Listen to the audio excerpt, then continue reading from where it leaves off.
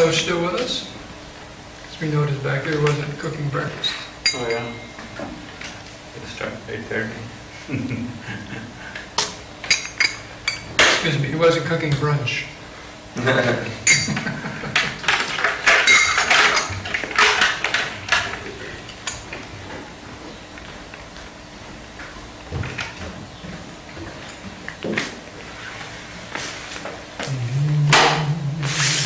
Jaya Radha Madhava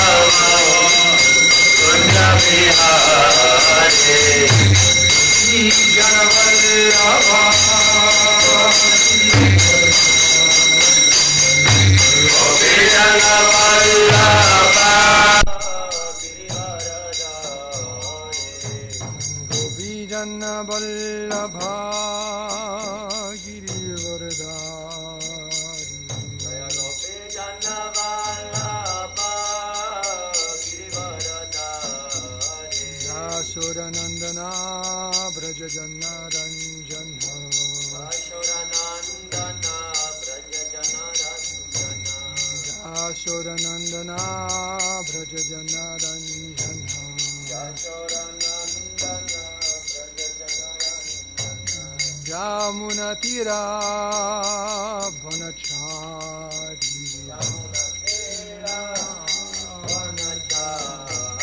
Jamuna Tira Vanachari Jamuna Tira Vanachari Jayo Radha Madhava Kunja Bihari Jaya Radha Madhava Kunja Bihari Jaya Radha Madhava Kunja Bihari Jaya Radha Madhava Kunja Bihari Gopijana Vallabha Girivardhari Jaya Gopijana Vallabha Girivardhari Gopijana Vallabha Girivardhari Jaya Gopijana Vallabha Girivardhari Yashodanandana Brajajana Ranjana Yashodanandana Brajajana Ranjana Yashodanandana Brajajana Ranjana Yashodanandana Brajajana Ranjana Jamuna Tira Vanachari Jamuna Tira Vanachari Jamuna Tira Vanachari Jamuna Tira Vanachari Jayo Radha Madhava Kunja Bihari Jayo Radha Madhava Kunja Bihari Jaya Radha Madhava Kunja Bihari Jaya Radha Madhava Kunja Bihari Jaya Radha Madhava Kunja Bihari Jaya Radha Madhava Kunja Bihari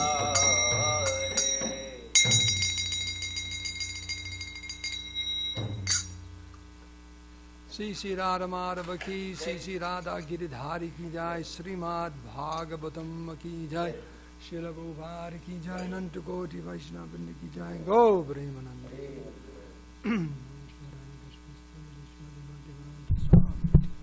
Parvani Brajari Vishesha Sunyavadi Vaishnava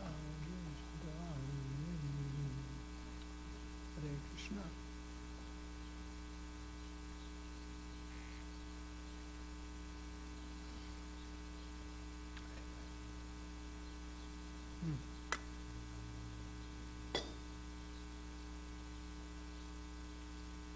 Would you like a service announcement?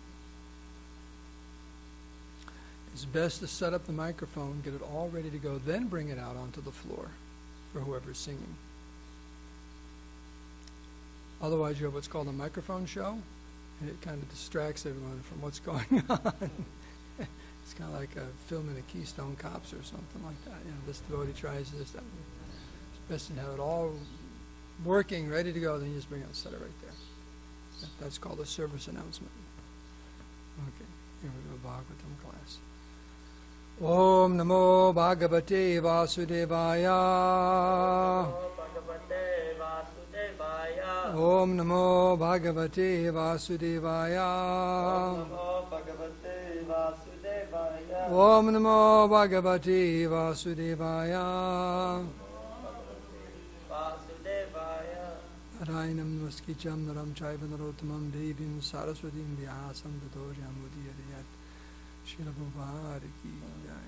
So this morning we're going to read a few verses starting with fourth canto, third chapter, text 4, and we'll read a few. So it's all about the same happening. So this is the Sanskrit.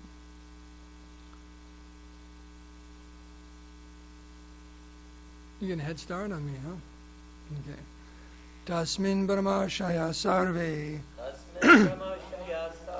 Devarshi Pitradevata Asankrita Swastya Yanas Tatpatnyascha Sa Partrikitaha Tasmin Brahmarshaya Sarve Devarshi Pitridevata Asankrita Swastyayanas Tatpatnyascha Sa Bhartrikaha Tasmin Brahmarshaya Sarve Devarshi Pitridevata Asankrita Swastyayanas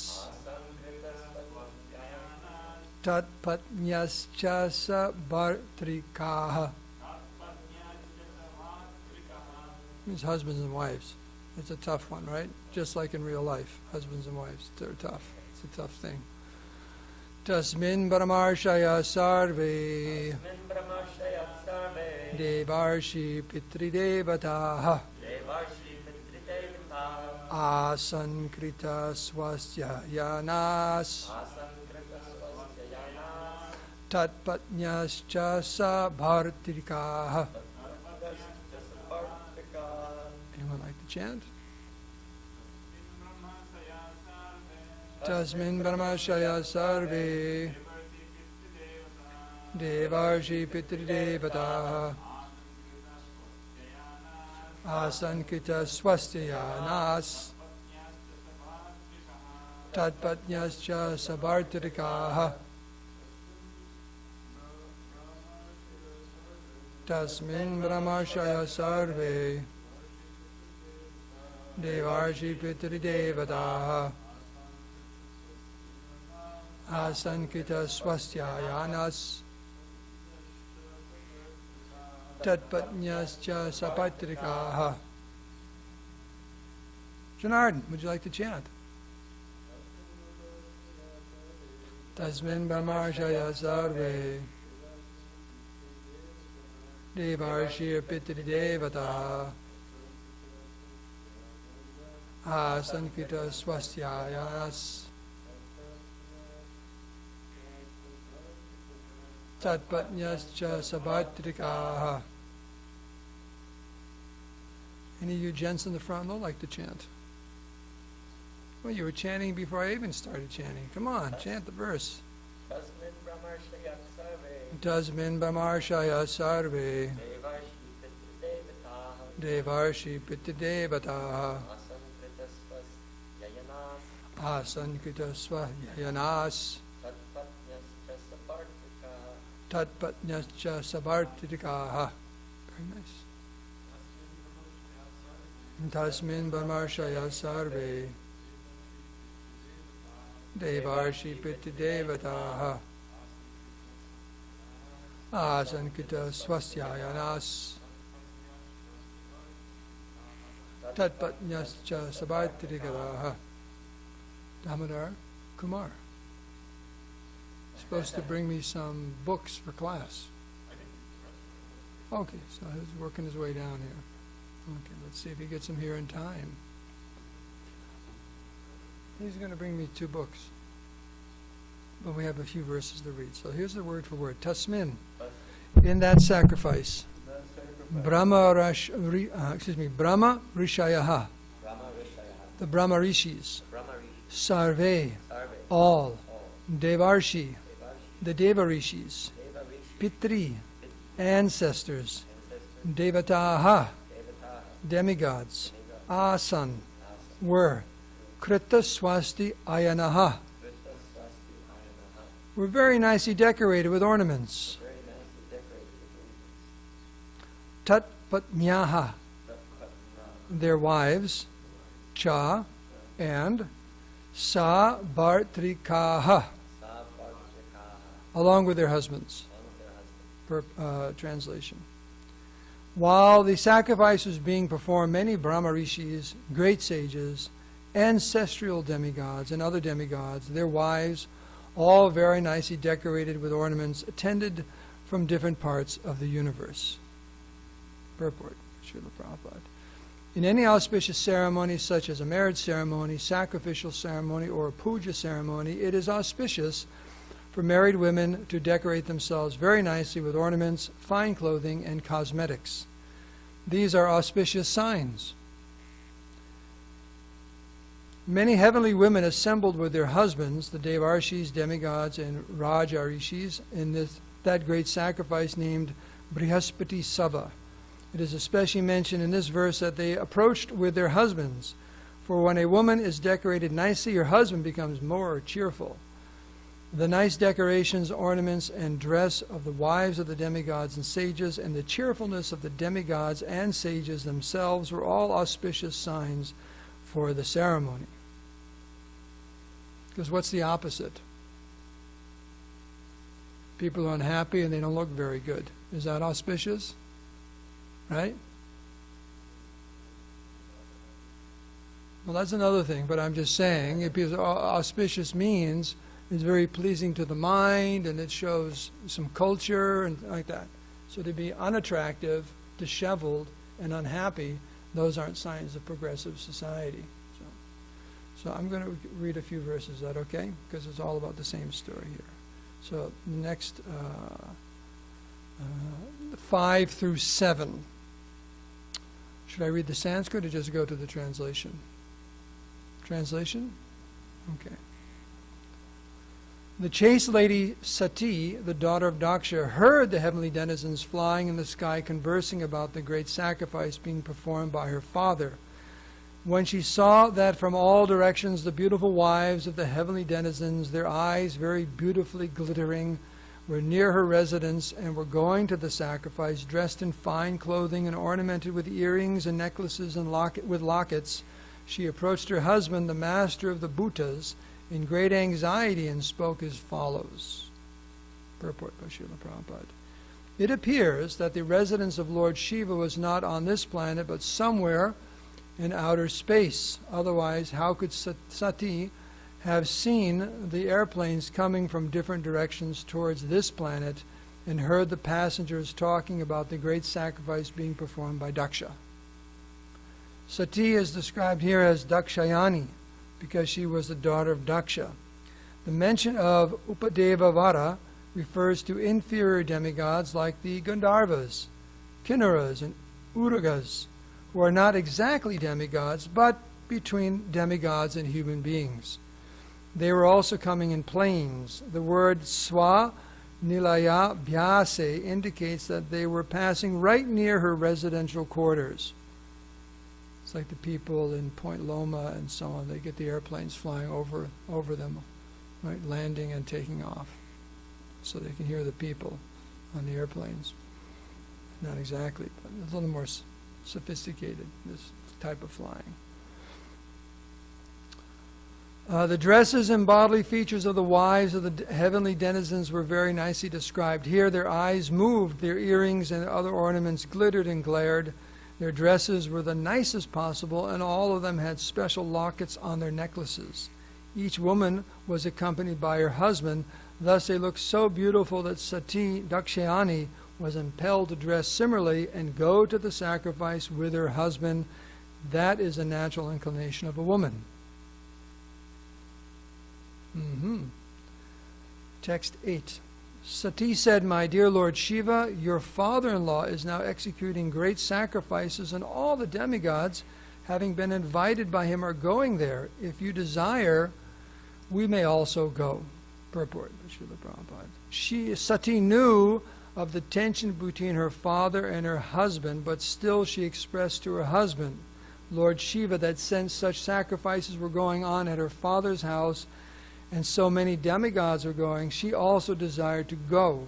But she could not express her willingness directly. And so she told her husband that if he desired to go, then she could also accompany him. In other words, she submitted her desire very politely to her husband. I think this is what we're going to work on now. Yeah, this is what we're going to speak on. Maybe someone go upstairs. What I'm looking for, if Damodar Kumar is predisposed, doing something else, I needed a 5th canto, volume 1. I need a 5th canto, volume 1 in a Krishna book for class, if you know where those might be. Okay. So this is the text 9, which we'll start speaking on.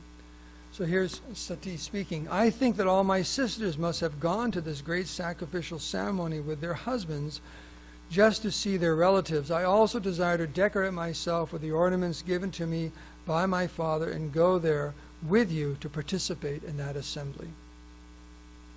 There's a misprint here. Do you have assemble or assembly? It should be assembly, right? You have assembly? It must be the updated. Yeah. Purport. It's a woman's nature to want to decorate herself with ornaments and nice dresses and accompany her husband to social functions, meet friends and relatives, and enjoy life in that way. Is that true, Ramapati? True? Yeah. Okay. This propensity is not, why thank you. This propensity is not unusual for women, is the basic principle of material enjoyment. Therefore, in Sanskrit, the word for woman is stri, which means one who expands the field of material enjoyment. In the material world, there is an attraction between woman and man. This is the arrangement of conditional life. A woman attracts a man, and that way the scope of material activities involving house, wealth, children, and friendship increases, and thus instead of decreasing one's material demands, one becomes entangled in material enjoyment. Lord Shiva, however, is different. Therefore, his name is Shiva. He's not at all attracted by material enjoyment, although his wife Sati was the daughter of a very great leader and was given to him by the request of Brahma.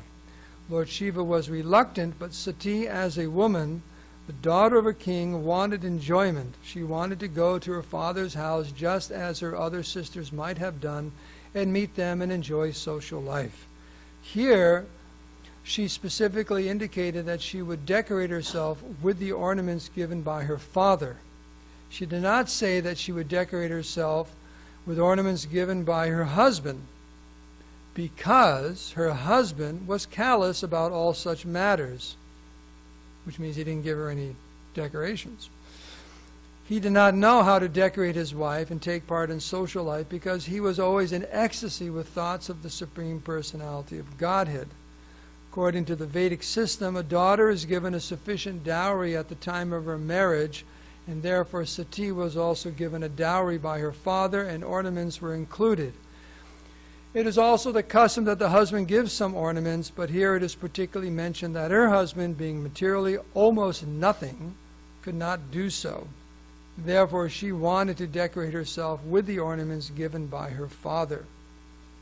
It was fortunate for Sati that Lord Shiva did not take the ornaments from his wife and spend them for Ganja, because those who imitate Lord Shiva in smoking ganja exploit everything from household affairs. They take all their wives' property and spend on smoking, intoxication, and similar other activities. Oh, Krishna. Om Agyantimirandasya Gyananjana Salakaya Chaksurunminitam Dhena Taismai Sri Gurave Namaha. Sri Krishna Chaitanya Prabhu Nityananda Sri Advaita Gadadhar Shivashadi Gaur Bhakti Vrinda. Hare Krishna Krishna Krishna Hare Hare Hare Ram Ram Ram Hare Hare. Vanchakalpatarubhascha Kripa Sindhu Bevacha Patitanam Bhavanibhyo Vaishnavibhyo Namo Namaha. Okay. So, we got this in preparation. All these verses more or less about the same thing.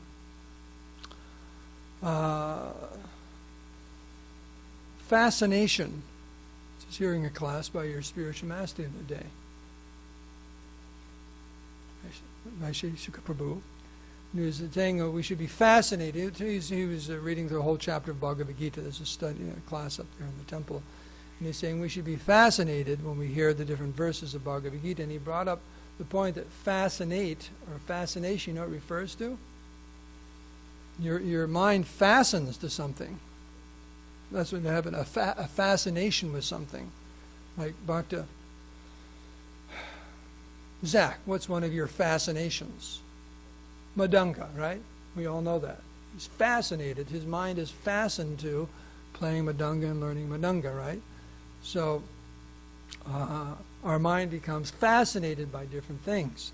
So what's being described here is Sati's fascination, and all the demigods and Brahma Rishis and Pitris and this and that, they're all fascinated. Oh, let's go to this big Daksha's having a big puja. Let's all go. And they all decorate themselves and so on. And very quickly they're on their way because their minds are fascinated by that engagement. They don't want to go. So, and here it's described, it's a natural fascination for women who want to go to social events and to decorate themselves very, very nicely, like that, and to grab their husbands. And they have to, of course, dress their husbands, because husbands don't know how to dress properly, don't know how to dress right? Is that right? Your wife dresses, you wear this, you wear that, dresses all the kids, gets them all ready, and let's go.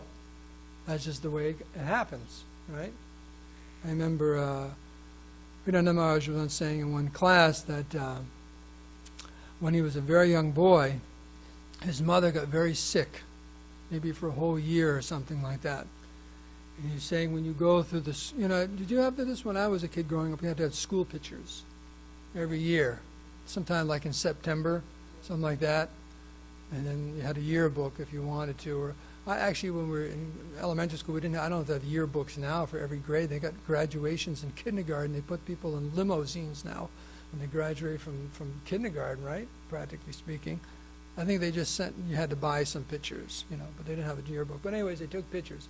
The point he made that you could tell the year that his mother was sick because his father got him all ready to go for his school pictures, and he looked ridiculous, Shirt wasn't buttoned right, and the hair was all a mess, right? Because mom knows how to get you all ready to go, dress up the kids, get the husband looking nice, and so on. That's just the nature, and that's described here in this last purport by the word stri, which means expansion of material life. They just know how to expand material life, because that's a basic principle of material existence. Is the female form is that form specifically for the soul when they really want to enjoy material world. It's just they're wired that way, like that. They're wired that way. So what's being described here is this fascination, and Sati, even though married to Lord Shiva, she's also feeling this inclination, strong desire to go, dress very nicely, and socialize, even at a puja, right? So we see that. Ramapi and I can testify. We do pujas in people's homes, and it's about the Supreme Personality of Godhead and so on. But still, they're all coming, dressing very nicely, and as soon as the puja's over, what happens? they just start yapping and yapping and yapping, and men are talking about business, and maybe sometimes the puja I just did this weekend, the soccer tournament was on. So they timed it so the soccer tournament would be over by the time the puja was supposed to start. Many times they'll schedule the puja and have it finished before the Super Bowl or this game or that game or soccer game. Right? They can't have the two going on simultaneously, and they're in anxiety, and they look at their watch that Panditji's taking a little bit too long. Right, Janardhan? Panditji's taking a little bit too long because the game's going to start. Right? As soon as the puja's over, all the men grab their food stuff and run and watch the game, and all the women sit around yapping like that about kids and looking at each other's outfits, maybe checking out who's got the nicest sari or this, it's a whole social thing. It's just natural like that. But still, it's an auspicious thing when people dress very nicely and come for a religious function. Like that. So it's being, you could say in one sense, in one way, dovetailed, that propensity. At least you all go there and hear and chant for some time like that. Now, I want you to look up something for me. When the gopis start running to the forest for Krishna in the rasa dance, okay? They leave their homes and so on. Now, there's a very important, Prabhupada's referring to, boy, how come they keep printing smaller and smaller type in these books? Or am I getting older and older? I think that's what it is. Anyways, in the 5th canto of the Bhagavatam, Prabhupada's referring to a very special verse. Here it is, chapter 5, 8.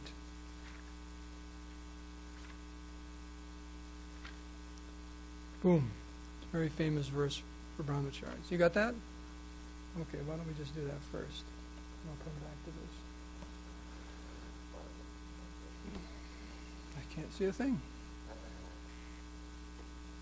I can't see a thing. My goodness. Is this small print? I mean, is it actually small print? Pretty small, isn't it? Well, is it normal small?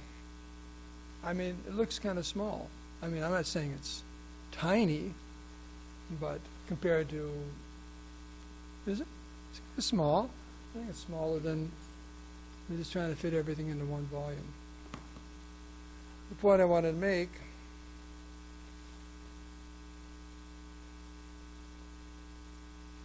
there it is, this is the paragraph. As far as fascination or attraction, when you see here automatically all the demigods' wives and the demigods rushing off very, very quickly for this event. And they obviously have different motives. Some of them will probably have, I don't know, you can say spiritual motives, religious motives, right? Because all these different yajnas they're performing are for material prosperity and good fortune of the universe and so on. But some may just be going because, I mean, was there anything what Sati said was, oh, let's go to the puja, auspicious worship of the Supreme Lord? No, she said, I want to go see my sisters, visit my father's house, right? That's what she's talking about. That's what she's mentioning. It's not saying, oh, it's very auspicious, let us go, we need the punya, blah, blah, blah. No. It's like, oh, they're all going, let's all dress up and go too. Okay. So what I wanted to reference here also, just like the gopis is described here, immediately upon hearing the vibration of the flute, they all left their respective engagements and proceeded to the spot where Krishna was standing. While they ran very swiftly, their earrings swung back and forth. They all rushed toward the place known as Vamsivat. Some of them were engaged in milking cows. Now, this was at night, right? They're milking cows at night? Okay, evening. Okay. But they left their milking business half finished. So what does that mean? The bucket's half full, and the cow's just kind of, what's going on here? Bewildered, like, just gone. Right? Half finished. And immediately went to Krishna. One of them had just collected milk and put it on a pan on the stove to boil, but she did not care whether the milk overboiled and spilled. she immediately left to go see Krishna. Some of them were breastfeeding their small babies, and some were engaged in distributing food to family members. Imagine that. You get served, all of a sudden you get half a plate, then all of a sudden, the server's gone. It's like, I'm sorry, I've got to go. Like that. They all left such engagements and immediately rushed toward the spot where Krishna was playing his flute. Some were engaged in serving their husbands, and some were themselves engaged in eating, but caring neither to serve their husbands nor eat, they immediately left. Some of them wanted to decorate their faces with cosmetic ointments and to dress themselves very nicely before going to Krishna, but unfortunately they could not finish their cosmetic decorations or put on their clothes in the right way because of their anxiety to meet Krishna immediately. Their faces were decorated hurriedly and were haphazardly finished. Some of them put the lower part of their clothes on the upper part of their bodies and the upper part on the lower part.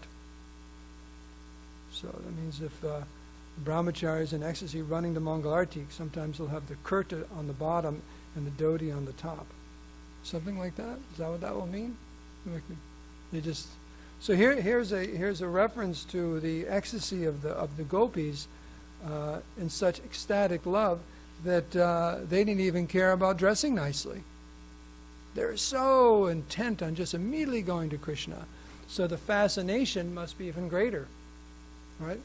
And obviously we can see here they had no concern about enjoying Krishna. They just wanted to be enjoyed by Krishna, right? They weren't thinking, I got to look really, really good, for myself and show off, got to make sure I look really good. Because sometimes that happens, Sometimes you'll see weddings are late and different people are late because the ladies take a long time to get ready, right? Of all the reasons I've seen over the years of weddings being late, it's usually the bride or the ladies are always take a lot longer to get ready than they thought they would. And everyone's waiting around, right? That just happens. They just take a long time to get ready. They got to get ready. They got to look really, really good.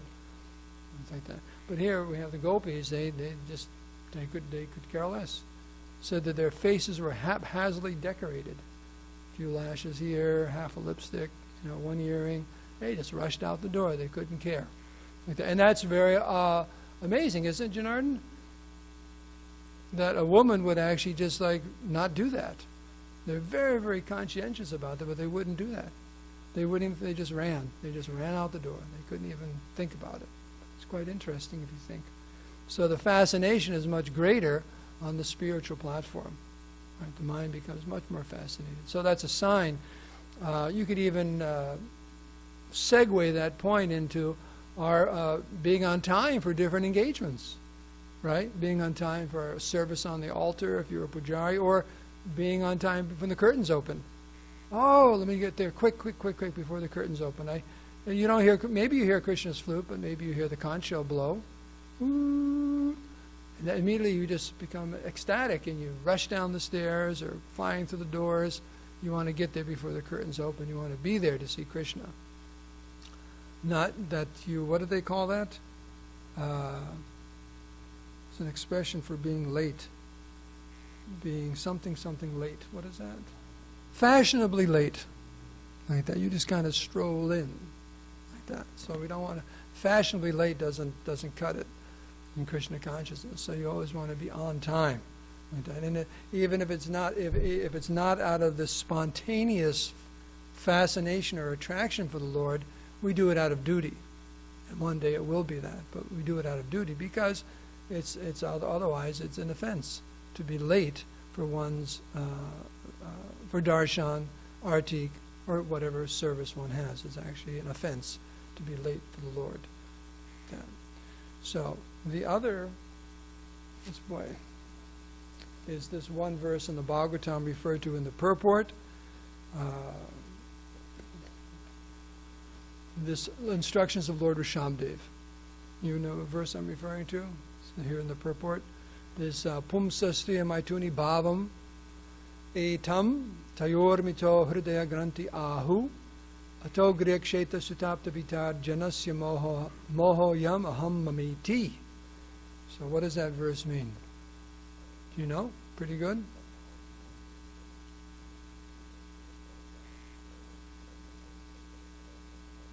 No, that's the first verse of this chapter. This particular one is the attraction between male and female is a basic principle of material existence. On the basis of this misconception, which ties together the hearts of the male and female, one becomes attracted to his body, home, property, children, relatives, and wealth. In this way, one increases life's illusion and thinks in terms of I and mine. So this striya of a female. So that because of that combination, what happens? All these things start happening. One becomes attracted to his body, home, property, children, relatives, and wealth. It increases life's illusions, and one starts thinking very much in the terms of I and mine. So,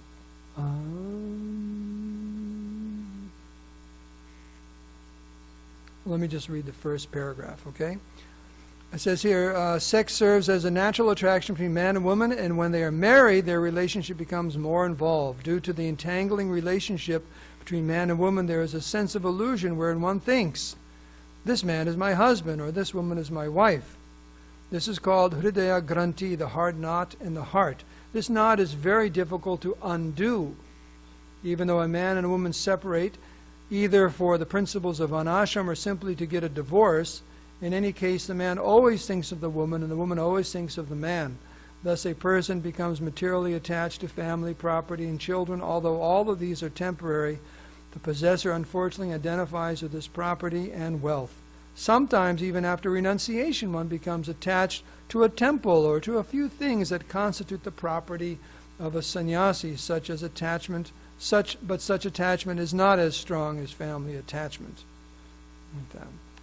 So Prabhupada says here, the striya, or stri, means that personality that expands one's material enjoyment in the material world. So that's why the advice is given, if at all possible, to avoid that. And if you can avoid it, then be very, very, very careful. Like that. One has to be very, very careful. So right here, even amongst, and it's from Lord Brahma all the way down to the insignificant ant. You can be sure in ant society, female ants are also stri. They somehow or other increase the material situation of the male ants, right? So, and all the way up to Lord Brahma. Actually, this purport started talking more about even Lord Brahma. Everywhere in the material world. So here we have very exalted, the devas, and also it's described here this category of almost demigods, Kinnaras, Gandharvas, and so on. All of them, it's the same condition. It's the basic principle of material existence. It's just set up that way because, why? Why is it set up that way? Because what's the reason we're in this material world? To try to enjoy. So Krishna says, okay, I'll set it up in such a way where you can be an illusion to think you can enjoy in the material world. So this is how it's set up. You may not like it. Maybe you think, yeah, I got a better idea. I don't know. But Krishna has set it up. And it seems to work pretty well because everyone from Lord Brahma down to the ant becomes illusioned by the whole thing. It's quite interesting. So, and Lord Shiva, pretty much he likes to stay aloof from the whole thing. Doesn't want to get involved. But we'll see from this situation, he has to get involved. He has to get involved. Just because of social intercourse and so on, he has to get involved. But it's just a lesson about how all this goes on. The psychology of material existence, of human interaction, intercourse, and so on. You know, people and so on. It's all spelled out in the pages of the srimadbhagavatam. So, any questions or comments? Because I'm pretty much, unless we should keep talking because brunch is going to be a while from now, or what should we do? Is there any comments or questions? Yes, Balaram.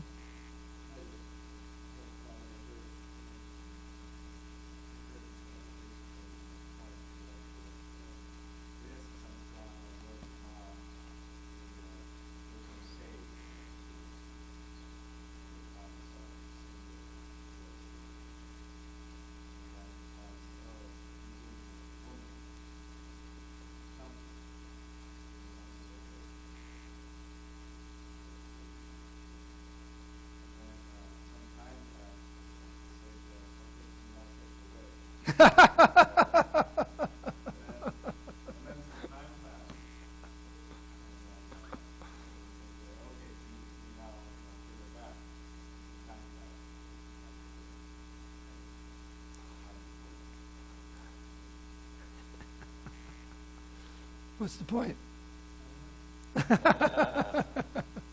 Can't be happy either way. Live with them. It's an interesting point made here also about Prabhu says, it's fortunate for Sati that Lord Shiva did not take the ornaments and spend them for Ganja. That's apparently some Shaivites do that. They'll take everything, just like any addict, whether it's drugs or gambling, they spend everything. They ruin their family and everything because they have to buy intoxication or they gamble everything away and the whole household becomes ruined because of this addiction. So I guess sometimes it's seen followers of Lord Shiva, so-called followers of Lord Shiva, for their Ganja, they'll take everything and sell it. And Prabhupada had a similar experience. His wife took his bhagavatam and traded it for tea biscuits. So it happens. I think that's one has to be very careful about these things. Yes.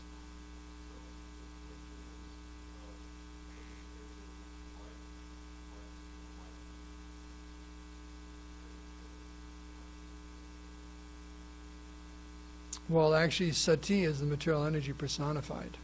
So Durga and Shiva, those are the basic principles of material existence. So it's more than just some guy who lives next door or something like that. It's a very, very creative principle of this material world is Lord Shiva and his consort. So it's much more than just, oh, she's a woman who likes to dress up or something like that. But it's just showing the material nature like that. So.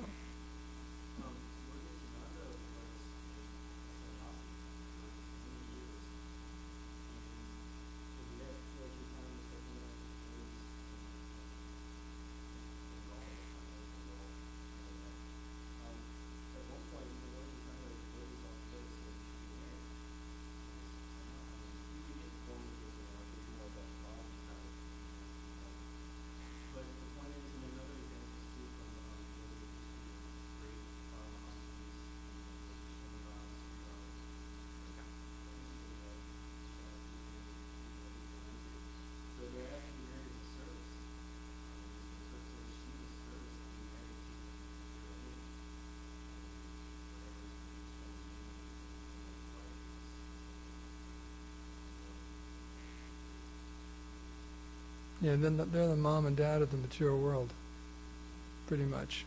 And it's interesting here also because Lord Shiva, people worship Lord Shiva for material opulence, materialists, and they get it, because that's what there's brought up in the 10th count of the Bhagavatam. Why is it? The question is there. Why is it that Lord Shiva, who is the master of the material energy, in whom people worship for all kinds of material opulence, he's living under a tree with practically no clothes on. And Lord Narayan, who's Vaikuntha and all opulence, his devotees don't have hardly anything. Seems to be contradictory. The Lord of Vaikuntha, his devotees can't help him out with any spirit change or anything. Right? They're seen to be very, very poor, materially destitute, the devotees of Narayan, whereas the devotees of Lord Shiva, but Narayan always appears in great opulence, and Lord Shiva, who's living under a tree with practically nothing, the master of material energy, all his devotees are very well to do. It's quite interesting, isn't it? It's quite interesting. So why didn't he could have given the ornaments to his wife, if he wanted to, I guess, right? But he's in the position that says he was always in great ecstasy in Krishna consciousness. He just doesn't think about those things. Why he becomes detached and indifferent, or probably uses the word callous to the material world. He just doesn't think about those things because of his not being material, that he's materially uninformed or inexperienced. He's just always very, very in ecstasy of Krishna consciousness. That's why. He's just completely satisfied and happy in Krishna consciousness. Doesn't think of these things. Why do you need all those things? Like that. So that's his level of Krishna consciousness. Anything else? We can end here if you like. All glories to Srila Prabhupada.